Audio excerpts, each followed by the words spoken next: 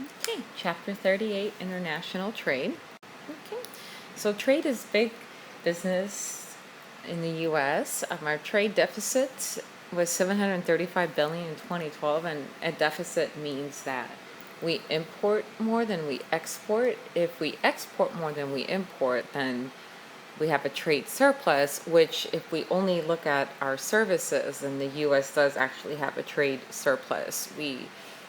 Um, if we look at the amount of services we exported and subtracted it by the amount of services imported, we still come out with a positive 196 billion in 2012. Canada is our largest U.S. trading partner, followed by Mexico. Our trade deficit with China was 315 billion in 2012, so we import a lot more Chinese goods than we export U.S. goods to China. Exports account for a total of 14% of U.S. GDP, and we do have a dependence on oil, which is well known by now. Okay, so some of our main exports are chemicals, agricultural products, consumer durables, semiconductors, and aircraft. Consumer durables are goods that are built to last 3 years or longer. And so U.S. provides about 8.1% of the world's exports. And our chief import is petroleum, followed by automobiles, metals, household appliances, and then computers. We can see that China supplies over 10% of the world's exports. United States, as we saw, 8.1, followed by Germany, which is about the same as United States, and then Japan, and so on. Okay. And so Belgium, their exports account for over 80% of GDP, and the same is true for Netherlands. Germany's half of their GDP is made up of their exports, whereas if you look at the United States, it's less than 20%. Okay. So why do we trade? There's different reasons for it. Trade does result in efficiency, and this is because nations have different resource endowments. So some nations are able to provide a lot of capital. So for example, United States and Germany, we have large amounts of capital, and so we can produce goods at a lower cost than other countries, so such as airplanes, automobiles, etc. Other countries have great land for growing produce and raising animals. So, for example, Mexico grows a lot of vegetables. They have very fruitful soil, so growing vegetables there is cheap. And also Australia produces a lot of beef because the way their climate is and their land allows for it. Whereas if you were trying to grow vegetables, for example, like in Japan, it would be very expensive. Japan doesn't have a lot of land that's farmable, and their land is very scarce as well for their population. In other areas, such as China, they have a lot of labor, and so they're able to produce a lot of goods that require a lot of labor, such as electronics, toys, textiles, etc. And so when each of these nations takes their strength and focuses on specialization, and then they trade with other nations, there's greater efficiency. Okay, so we're going to look at an example of the benefits of trade. Okay, so the assumptions is we're going to have two nations, the U.S. and Mexico. The labor force is the same. The cost in each country for their respective countries is the same. However, between the countries, the costs are different. And then the U.S. has an absolute advantage in both goods. So let's talk a little bit about absolute advantage. Absolute advantage is the ability to produce a good using the least amount of resources than the next guy.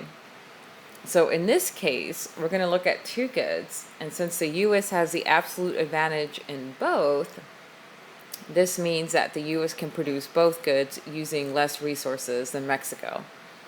However, absolute advantage doesn't tell us if there's going to be a benefit from trade. So absolute advantage in that respect is actually irrelevant. Okay. What will tell us if we will benefit from trade is comparative advantage. Okay. And what comparative advantage is the ability to produce a good at a lower opportunity cost than the other person. So for example, we're going to be looking at beef and vegetables. And so whoever can produce beef, giving up the least amount of vegetables, will have the comparative advantage in beef. And whoever can produce vegetables, giving up the least amount of beef, will have the comparative advantage in vegetables.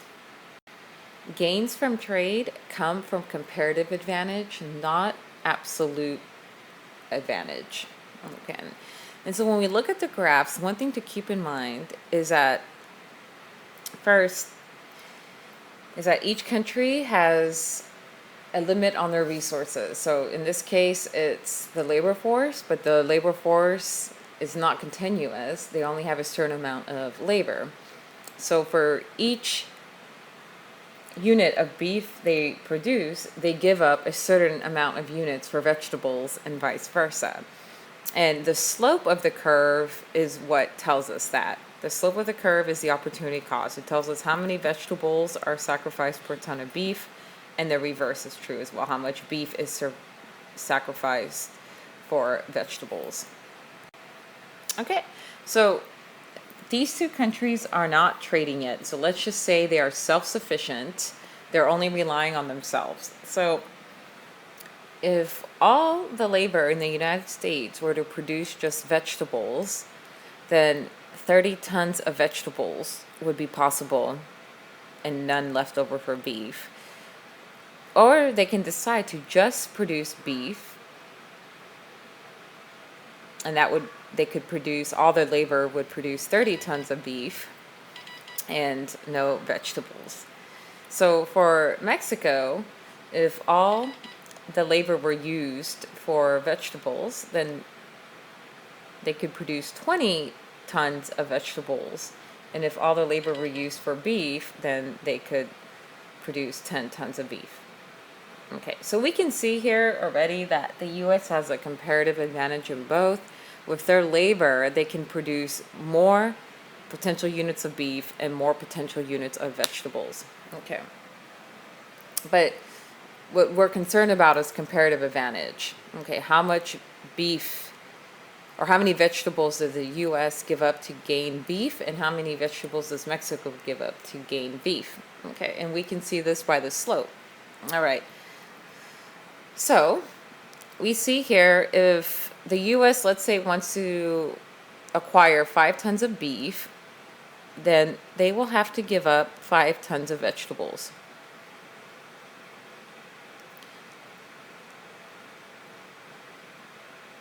Okay. So what we see here is the opportunity cost is 1. For every unit of vegetables that is given up, the U.S. gains 1 unit of beef. So for every ton of vegetables that the U.S. gives up, they gain a unit of beef. All they're doing is redistributing their labor to produce more beef. Okay. And in Mexico, we see here, if they give up 5 tons of vegetables,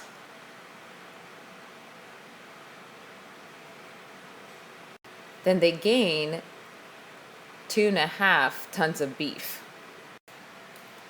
Okay.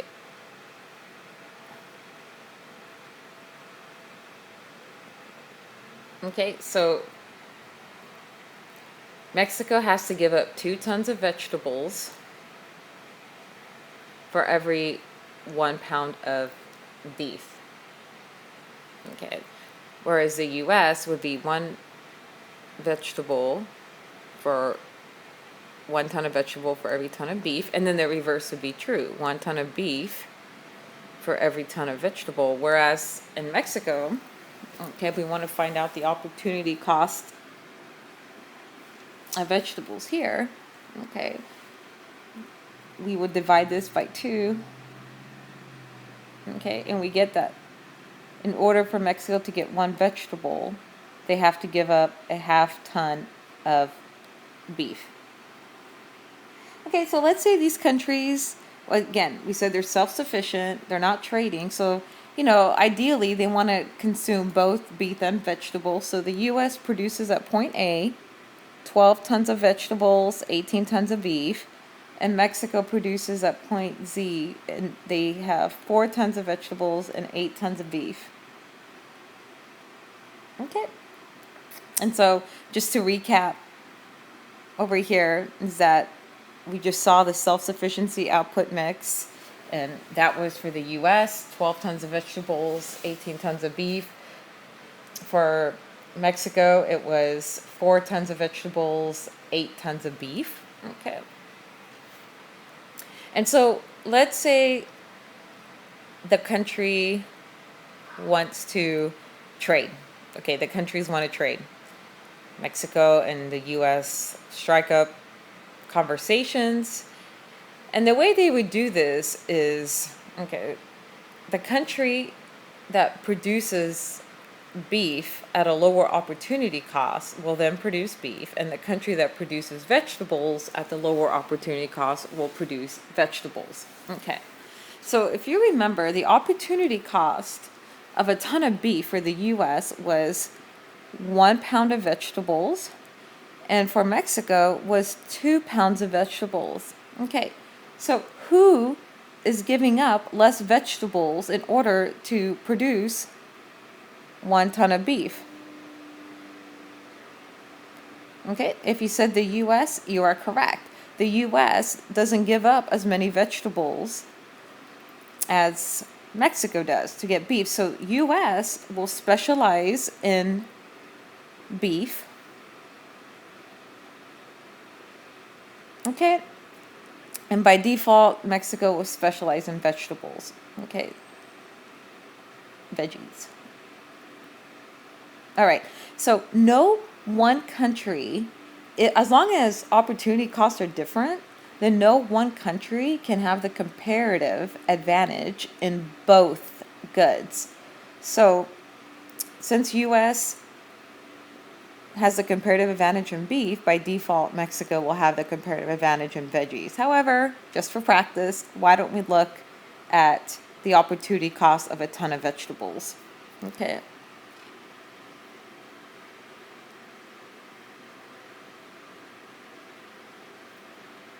Okay, so the opportunity cost of 1 ton of veggies, okay, in the U.S., okay, 1 pound of beef,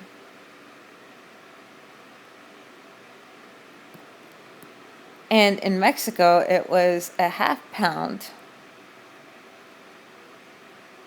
of beef.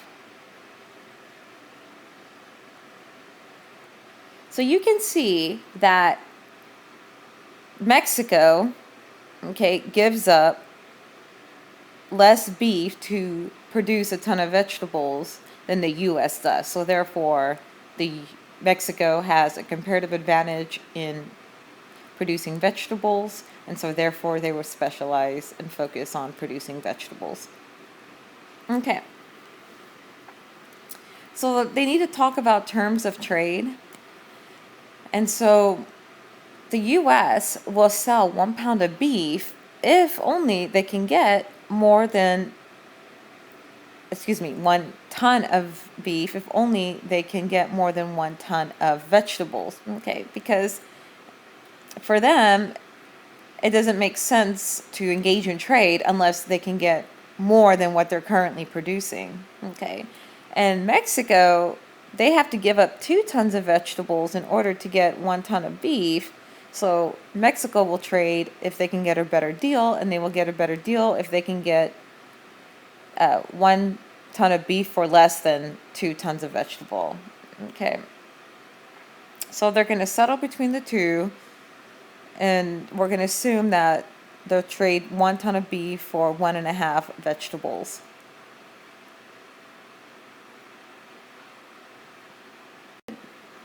And so the graph that we're going to see in a couple slides, they have a trading possibility line, and the slope should equal the terms of trade that we just discussed.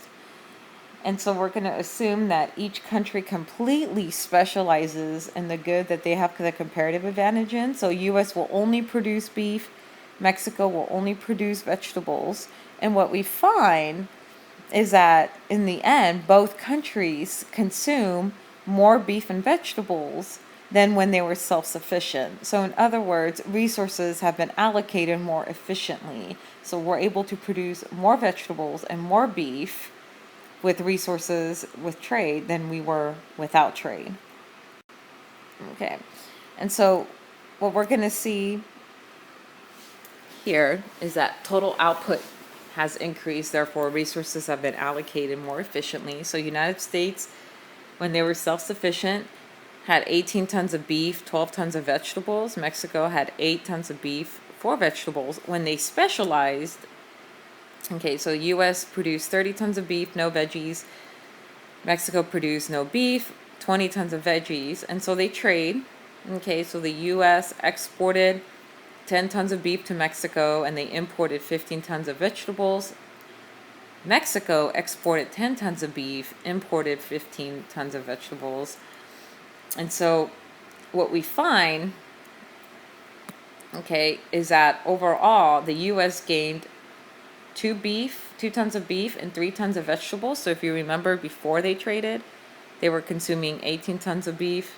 Now they consume 20 tons of beef, 12 tons of vegetables, now 15 tons of vegetables.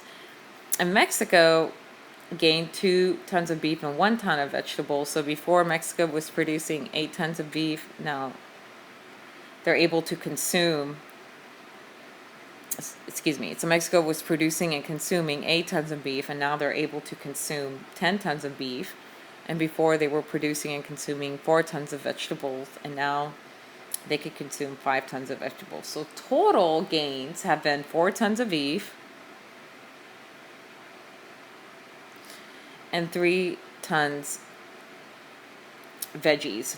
Okay, then so through specialization in trade, using the same amount of labor, the world gained 4 tons of beef and 3 tons of vegetables. Okay, so if you remember before, the U.S. was at point A, 12 tons of vegetables, 18 tons of beef. And through trade, okay, it rotates the the line outward, and this is a trading possibilities line. And we see that these are the gains from trade. The U.S. now consumes 15 tons of vegetables, 20 tons of beef. And same here in Mexico. Okay, before they were point Z.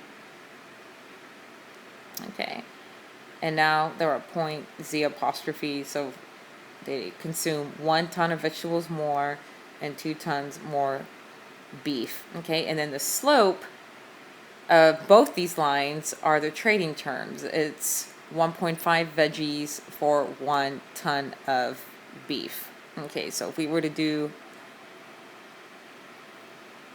rise over run, okay, we would get 1.5 along the way, and that would be the trading terms. Okay, and same with Mexico. Okay, the previous example assumed that the costs in the industries were constant, but in reality there's usually increasing costs. The more that's produced, the higher the costs. And this happens because not all resources are perfectly substitutable, and this leads to incomplete specialization. So essentially, each countries will trade up until their cost ratios are equal. And then at that point, domestic industries will start competing with import industries. So it's not like endless trade will be beneficial. Sometimes it's up to a certain point, exporting and importing is beneficial. But overall, trade does promote efficiency. As we've seen, it allows the world to consume more through more efficient resource allocation, and it also promotes competition which is always good for the consumer. So, if we weren't allowed to import cars, then, we would have to choose mainly from Ford and GM. But since we import cars, you know, um, we can choose from Honda, Toyota, Volkswagen, etc. And so this causes U.S. auto manufacturers to have more competitive pricing and to also build better cars in order to be competitive with the foreign car manufacturers.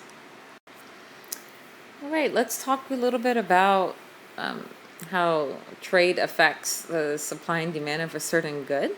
Okay, so we have two prices. The one is the price that the good would trade in the world market, so it's known as the world price. The second is a domestic price if there were no trade. All right, so if the world price is greater than domestic price, then there should be an export surplus and an export supply curve, right? So basically, if I was producing corn and domestically, it was priced at $1 a bushel and I could sell it in the world market for $2 a bushel, then for sure I would want to export corn because it would make me more money. Okay. In the case where world price is less than domestic price, okay, then a country would want to import goods.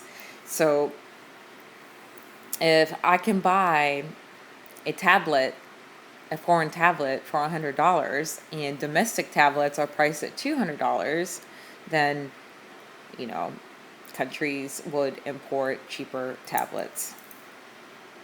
Okay, so the supply curve here is export demand. Okay, so we're looking at the U.S. domestic aluminum market. And so the U.S. supplies aluminum. And then we have the demand for aluminum. And so whenever there's a shortage, then the demand will be satisfied through an import. Okay. So at $1, we are in equilibrium. Okay. Whatever the U.S. supplies, consumers demand over here. Okay. And there's no import or exporting. Now let's say the world market were to go to $1.25 a pound for aluminum. So what ends up happening, okay, is at the higher price,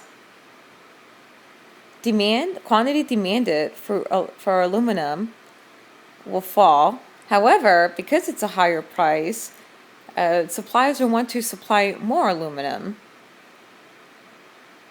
And so quantity of aluminum supplied increases, and we have a surplus of 50 million pounds of aluminum. Okay, so this would go as an export, okay, to other countries. And let's say the price were to increase further to $1.50, then the surplus would increase. So quantity demanded falls even further, but quantity supply increases, and so the surplus again is exported to other countries. Okay, now if price were to go to 75 cents, then suppliers reduce the quantity they supply. However, because it's cheaper, demand for aluminum increases, and there's a shortage of 50 million pounds, and so that amount is imported. And if we're to decrease to 50 cents a pound, then the shortage would widen even, or actually would increase even more. And so the U.S. would import 100 million pounds of aluminum. Okay, so what we see in U.S. export supply and import demand over here is that if price were at $1, okay, we were in equilibrium, right, there would be 0 pounds of aluminum imported or exported. Okay, however, if the price of aluminum was $1.25, okay, then the U.S. would export 50 pounds, as we saw here, 50 million pounds. And if price were to go up even further to $1.50, then the U.S. would export 100 million pounds. Okay, so this is export supply.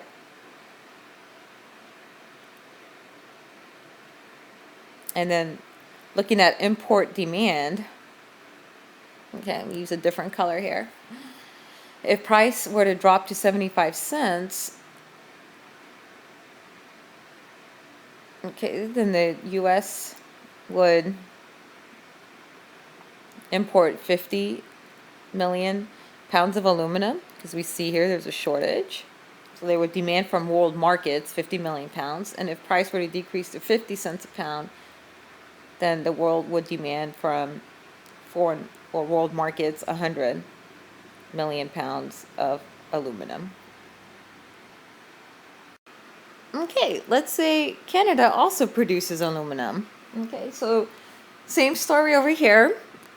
If aluminum was 75 cents a pound, then Canada, okay, wouldn't import or export. Okay, if it rose to $1 a pound, okay, then Canada would export 50 million pounds. And if it was $1.25 a pound, okay, Canada would export 100 million pounds of aluminum. And if price were to drop to 50 cents, okay, then Canada would import 50 million pounds of aluminum. Okay, so if the world price is higher than the domestic price, then exporting will occur. And if the world price is lower than the domestic price, importing will occur. All right, so we see here that Canada produces aluminum, the U.S. produces aluminum, and how would this play out in the world market between the two countries? Okay, so we saw domestic prices in the last couple slides. So we saw that, the equilibrium domestic price in the U.S. was $1, and in Canada was 75. Okay, so how is the world market price determined? And we see here we have U.S. export supply, Canadian export supply, U.S. import demand, Canadian import demand, where Canadian export supply intersects U.S. import demand. Okay, determines the equilibrium price and quantity of aluminum. So the world price would be 88 cents a pound, and we find that Canada exports 25 million pounds of aluminum to the United States. Okay, so not all terms of trade are free. We do have trade barriers such as tariffs and quotas, and then we also have export subsidies. And what export subsidies are payments from a government to the domestic producer of a certain good, and it's supposed to lower the cost for that producer so they can produce more goods and export more goods. Okay, so let's talk a little bit about tariffs first. Okay, tariffs is a tax on imports. Okay, so they can be revenue tariffs, and this is usually a tariff on a product that isn't produced domestically. So in the case of the United States, we don't produce bananas or coffee. So we put a small little tax on those goods so the federal government can increase their revenue. And a protective tariff, okay, that tariff is designed to protect domestic industries. It's designed to make imports more expensive. So like, let's say an import of a car is $25,000, and you can buy a U.S. car for $25,000. However, the government institutes a tariff on the import, so let's say $5,000, so you would end up paying $30,000 for the foreign car, whereas the domestically produced car is still at $25,000. So the U.S. would be trying to protect U.S. car manufacturers from foreign competitions with this type of tariff. Okay. There's also an import quota, and that's a limit on the quantities of goods that are imported. So, for example, we can limit the total quantity of cars that are imported. We can say only 20,000 cars can be imported, for example. And then a non-tariff barrier, okay, it's not a quota, it's not a tax. Okay, what this is a way to make it very hard for imports to come into the country by having so many restrictions on them. So, for example, it could require that importers of a certain good have licenses and then restrict the number of licenses. Also, it can make it where we can only import vegetables if it meets this and this and this and this standard. And so it provides a lot of bureaucratic hurdles for a good to be imported. And so sometimes, the good does not end up being imported because of all those hurdles. Okay. A voluntary export restriction, okay, is when a foreign firm voluntarily limits the amount of exports to a country. Okay.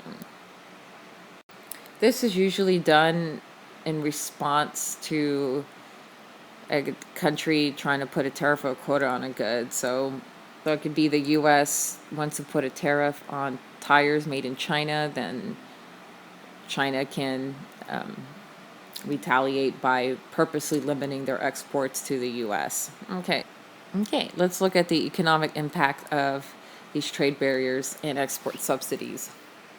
Okay, so because a tariff increases the cost of an import, what we see is that there's a decline in consumption of the import, there's an increase in consumption of the domestic product, an overall decline in imports, and the government gets some form of revenue from the tariff. Okay. Now, the indirect effect of this is that comparative advantage gets muddled because once you include the cost of the tariff, then the ratio will change. And so it leads to a inefficient allocation of resources. Okay.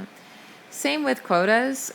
When there's a limit on a certain amount of a good that can be imported, it will decrease consumption. It will also very obviously decrease the amount of imports. And, domestic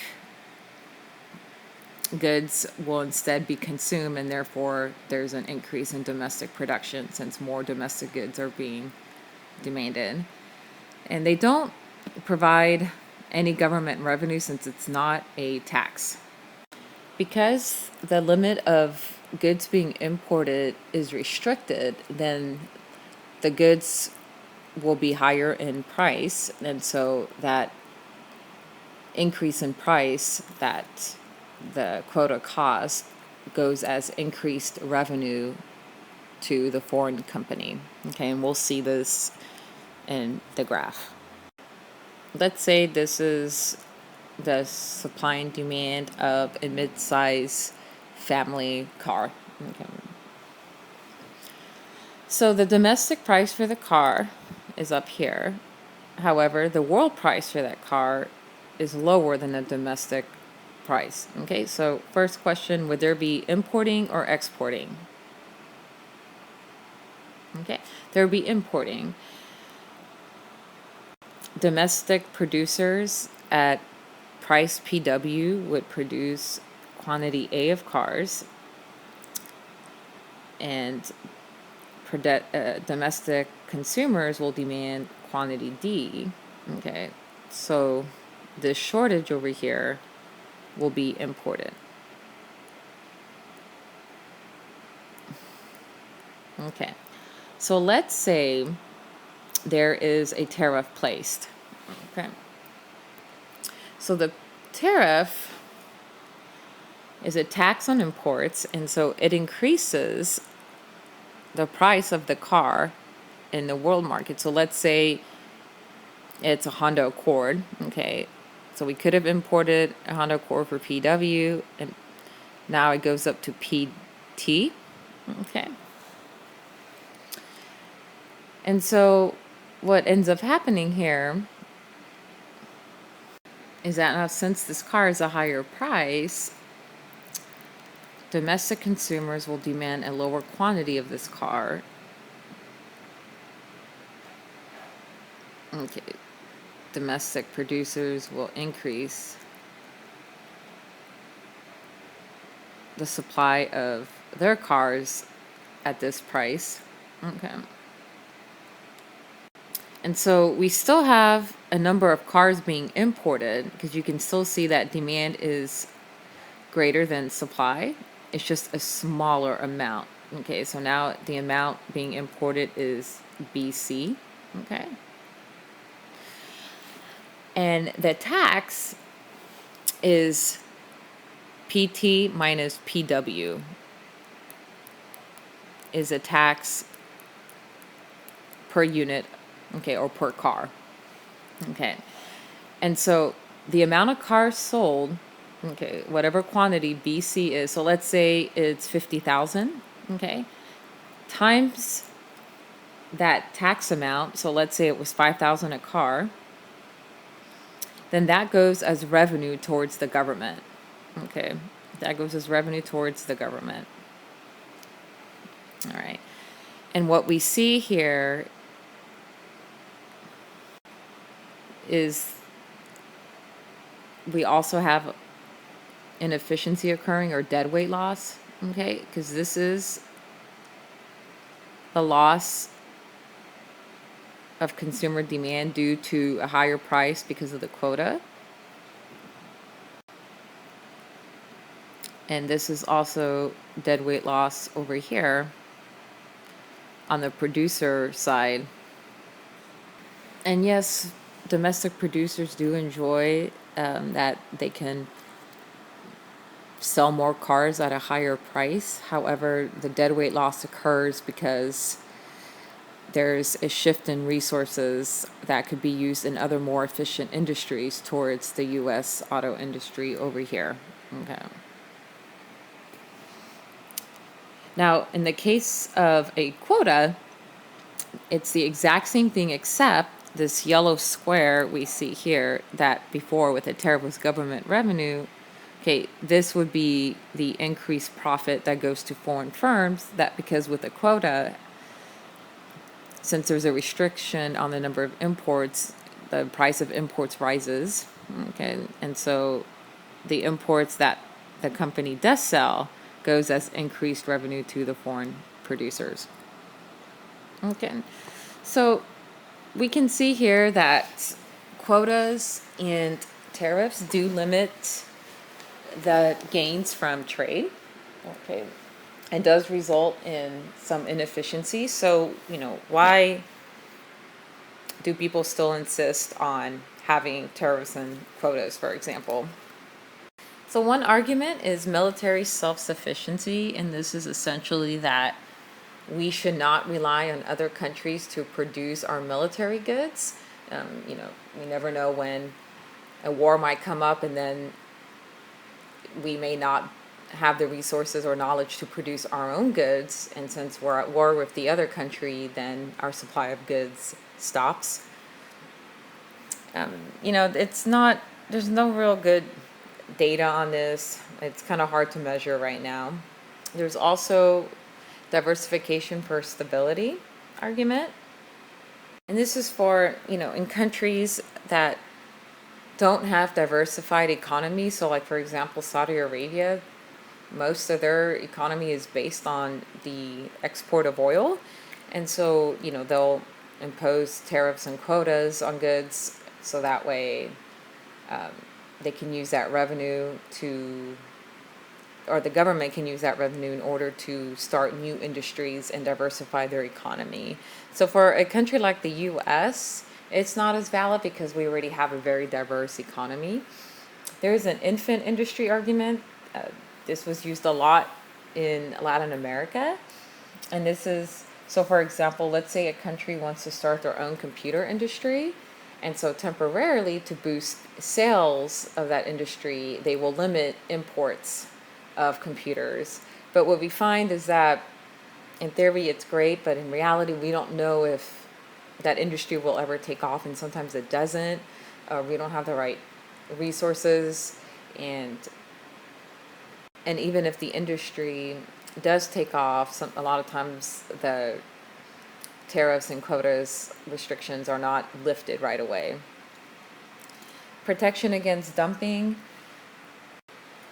This is sometimes foreign producers will sell their imports at a very, very low price in order to drive out not only international competitors, but domestic competitors as well.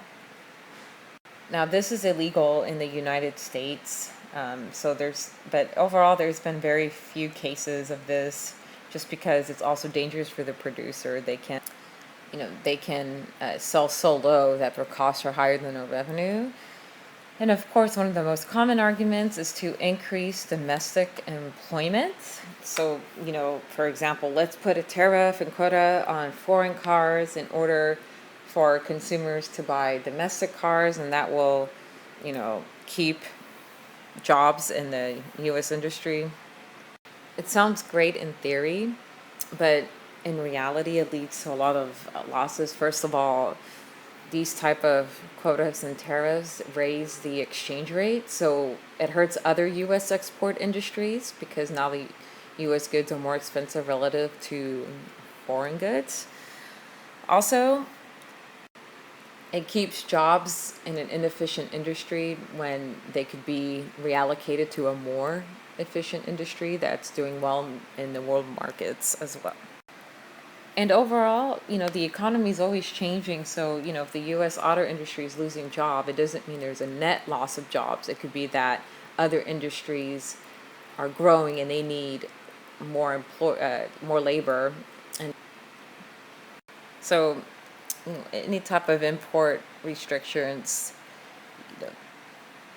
they don't have an effect on the overall level of employment, studies have found. And then also to protect from cheap foreign labor. So since wages are higher in the U.S., U.S. domestic goods tend to be more expensive than foreign goods.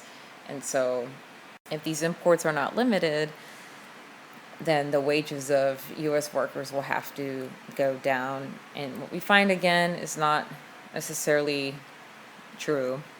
Okay.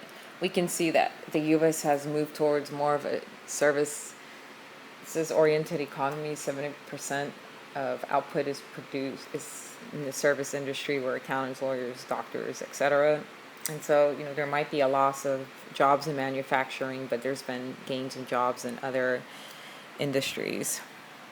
Also, this argument ignores productivity.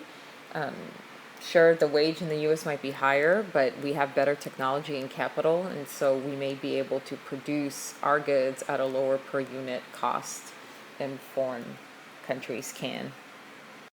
Okay, so here are some multilateral trade agreements, and these are agreements made between countries, and they agree on terms of trade. So we have the GATT, the World Trade Organization, the European Union, and NAFTA, the North American Free Trade Agreement.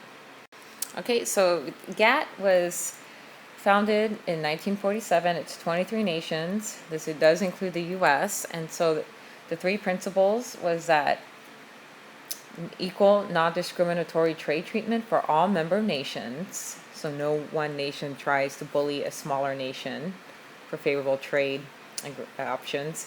The reduction of tariffs by multilateral negotiations, and the elimination of import quotas. Okay, so this, was aimed to reduce trade barriers.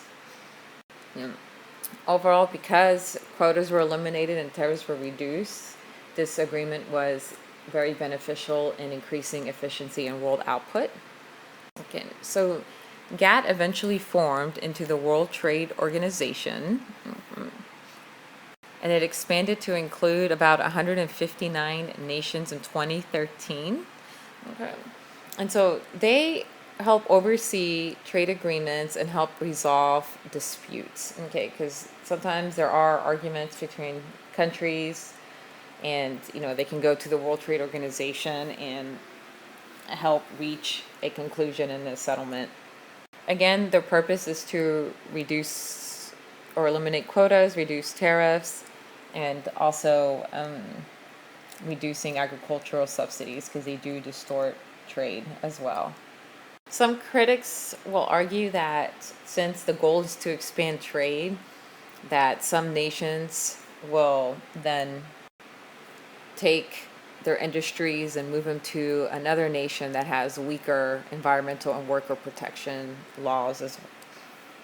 The European Union was initiated in 1958, so all these countries are close to each other in Europe, and they all trade with each other, and there was definitely a cost because they all had their different rules, they all had different currencies, and so this aimed to eliminate quotas and tariffs between member nations to make trade more efficient and increase overall output. And so what they did do, though, is with any nation outside the EU, they have a tariff on those imports. And in the early 2000s, they created the Eurozone, so they had, those countries that joined in use the euro. So 19 countries currently use the euro, and so this helped make trade between these countries a lot more efficient, since there wasn't any type of cost involved with converting currencies. Okay, NAFTA was established as a free trade zone between US, Canada, and Mexico, and this has been very successful. Trade has increased between these countries, output has increased between these countries as well. Originally, many people feared that U.S. firms would move to Mexico, to take advantage of the lower wages and weaker regulations, but, in the end, that didn't end up happening.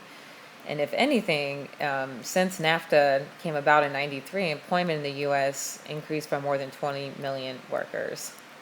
So every country, U.S., Canada, Mexico, has benefited from this. So countries can benefit from trade, and they usually do, and some industries do, but unfortunately, there is a net benefit, but, there are people and industries hurt by trade. Okay, and so the Trade Adjustment Assistance Act, was developed to help individuals hurt by international trade. They might have lost their jobs at home because that, their employer relocated to another country with cheaper labor. So, provided allowances to help workers move a country where there's more jobs. And then also they have refundable tax credit for health insurance. So that way workers can maintain their health insurance while they're job searching or potentially retraining.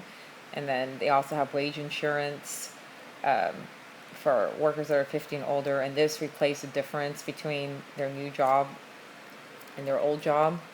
So if their new job pays $50,000 and their old job paid $65,000, then, they can get some wage insurance to help bridge the gap as well. So, there's a little bit of criticism here because it says it's favoritism. If you lose your job because your company just decides to lay off versus you lose your job because your company moved abroad, you'll get more special treatment in this latter case than you would in the former. Okay, and then also, some jobs are lost again because of offshoring. So, workers that lose their job this way is, it's very tough. But for the overall economy, what happens is because usually firms that move their production plants abroad, it increases their revenue, and then they're able to expand their firm at home. Okay, this concludes Chapter 38, International Trade.